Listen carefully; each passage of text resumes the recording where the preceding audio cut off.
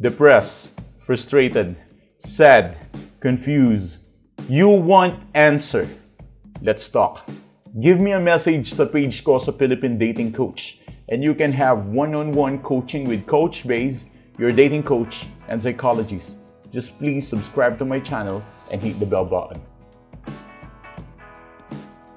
Well, ang curiosity ng ex ay hindi naman talaga natatapos.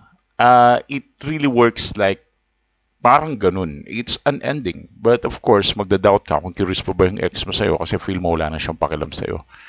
Kaya mo na-feel at kaya mo nararamdaman na wala na siyang pakialam sa'yo is kasi may chance na baka totoo naman na wala naman talaga siyang pakialam sa'yo at wala naman siya nararamdaman sa'yo.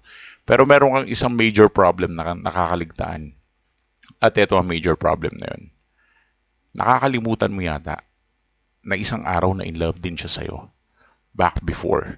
Ibig sabihin, minahal ka rin ng ex mo noon. Kahit sabihin mo na hindi naman yata ako minahal. Hindi, minahal ka yan. Okay? Kaya nga naging kayo eh. I mean, napapayag mo siya na magkaroon kayo ng constant relationship. Na kayong dalawa yung magkasama. Dumating sa punto na parang nanligaw siya sa'yo or hinabol ka niya. Dumating din sa point na nag-I love you siya sa'yo at minahal ka din niya. Dumating siya sa point na gusto ka niya that time. Back then, bago siya tuluyang makipag-break up sa'yo. And that is the very lesson na kailangan mo matutunan. Na dati ka naman niyang minahal, dati ka naman niyang inibig, at dati naman niyang binigay yung the best niya para sa'yo.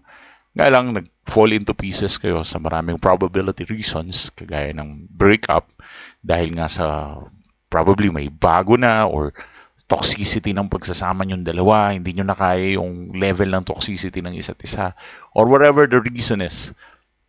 Basta parang hindi fitted ang sitwasyon ngayon at napakadumi na ng relasyon kaya para balikan pa, it's another thing or it's a thing na hindi na dapat pag-usapan pa. And because of that, the breakup happened. And what do you feel right now?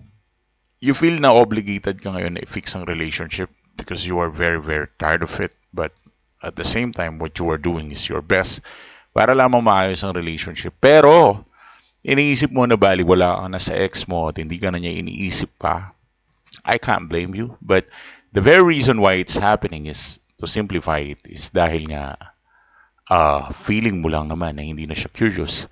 At because of that lack of confidence, nafe-feel ngayon ng ex mo na nandyan ka lang at available ka lang naman. You are just optional. Pwede naman siyang bumalik anytime kasi alam niyang in love ka. And that is why meron kang isang part na hindi alam na nararamdaman pa rin ng ex mo until now. And what is that? Curiosity. Curiosity, it is something like, ito yung pinakadila ng isang tao pagdating sa relasyon. Ito yung tumitikim ng lasa ng pagkain, kung masarap ba o hindi. That's something like that. I mean, curiosity is like a tongue na it has a taste. What's happening in your life?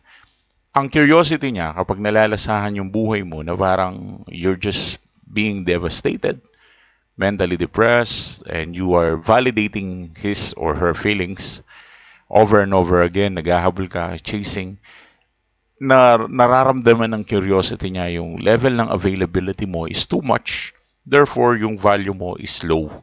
Ang kailangan kasing ma-feel ng curiosity niya is yung high level or definition ng mataas na uri ng value sa life mo during the curiosity stage. Ganito gamitin ang advantage niyan. Para maging constant ang pakikipagbalikan sa'yo ng ex mo at ikaw ang habulin niya at pilitin niyang i-fix ang relationship, it must be, every time na maku-curious siya sa'yo, kailangan maipakita mo sa kanya na you have a better life and you have a better doing. You have a better goods than your ex. You have a better thing to do or better things to do that will gratify and give you a glory for his or her mind. Kailangan yung life mo is nasa progress siya. It requires you na magkaroon ka ng improvement, mentally speaking and emotional strength. And you should have this kind of, alam mo yun, yung super confident aura or vibing na talagang it pleases your ex. It gives something to your ex that is really, really fascinating and very, very attractive sa ex mo. And the problem here is hindi ka marunong mag-modify ng situation. Kaya, anong nangyayari ngayon, imbis na yung curiosity niya is makapag-take advantage ka, is wala ka nagagawa. Ngayon, ito ang mga tips ko sa'yo. I want you to finish this video dahil sobrang importante ng curiosity na to, kung paano mo iti-trigger at kung paano mo palulupitin itong curiosity na to. First of all, pagdating sa post sa FB, i-make sure mo na lahat ng ipopost mo sa FB kung naka-radio silence ka or naka-open reader ka. Depende sa sitwasyon kasi may mga times na ang radio silence ay very applicable kumpara sa open reader. Ang ibig sabihin kasi ng radio silence is magdi-deactivate ka muna ng social media account.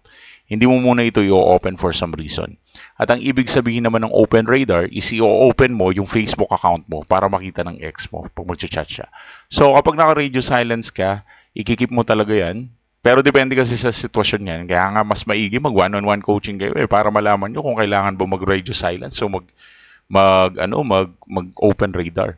Pero kung naka-open radar ka, every time na mag-i-stalk ang ex mo, believe me, mag-i-stalk yung ex mo. I'm 100% positive about that. Once na nag-stalk ang ex mo sa'yo, kailangan nakikita niya na there's something beneficial in your Facebook account. I mean, there's something that's going on. And it's not just a piece of shit na makikita niya na parang napaka-piece of shit mo lang nangyayari sa life mo. You're just going around and going around. No, it should be something like beneficial para sa kanya. That is why, what I really advise you to do, every time na ex mo ay mag-i-stalk siya sa'yo, you must be a little bit nakaka-curious, di ba? Parang nakaka-curious yung life mo. Kaya yung mga posts mo, it's more of mysterious rather than drama or something. Pag mga mysterious posts, I'm not saying na parang magpo-post ng multo. What I'm just saying is mag-post ka ng improvements sa sarili mo na hindi obvious na nagpapapansin ka sa kanya, syempre. It should be something valuable kung magpo-post ka man sa social media. Or, kung curious siya sa life mo, you should improve your life. You should have a better success, have a better career. Parang ganun ang ibig ko sabihin. You must elevate your life from the dust and from the dummy life that you have into something really, really valuable. And if you want to improve more curiosity para i-trigger sa ex mo, I have a secret here. On Philippine Dating Coach page, Facebook account namin, PM mo ko dyan for one-on-one coaching, okay? Give us a message for that one so I can definitely teach you how to do it. Thanks for watching.